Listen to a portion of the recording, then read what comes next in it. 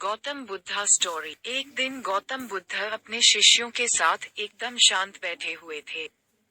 उन्हें इस प्रकार बैठे हुए देख शिष्य चिंतित हुए कि कहीं वह अस्वस्थ तो नहीं है।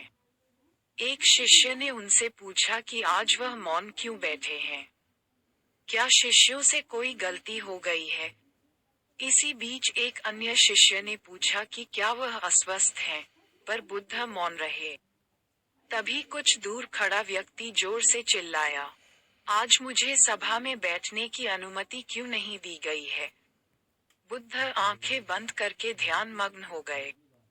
वह व्यक्ति फिर से चिल्लाया, मुझे प्रवेश की अनुमति क्यों नहीं मिली? इसी बीच एक उदार शिष्य ने उसका पक्ष लेते हुए कहा कि उसे सभा में आने की अनुमति प्रदान की जाए। बुद्ध ने आंखें खोलीं और बोले, नहीं, वह अछूत है, उसे आज्ञा नहीं दी जा सकती। ये सुनकर शिष्यों को बड़ा आश्चर्य हुआ। बुद्ध उनके मन का भाव समझ गए और बोले, हाँ, वह अछूत है। इस पर कई शिष्य बोले, हमारे आश्रम में जात पात का कोई भेद ही नहीं, फिर वह अछूत कैसे हो गया? तब बुद्ध ने समझाया, आज वह क्रोधित होकर आया है। क्रोध से जीवन की एकाग्रता भंग होती है। क्रोधी व्यक्ति प्रायः मानसिक हिंसा कर बैठता है, इसलिए जब तक वह क्रोध में रहता है तब तक अछूत होता है।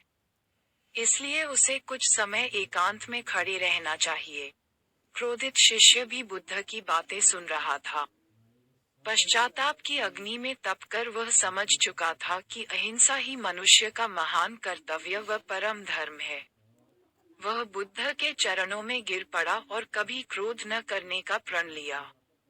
शिक्षा।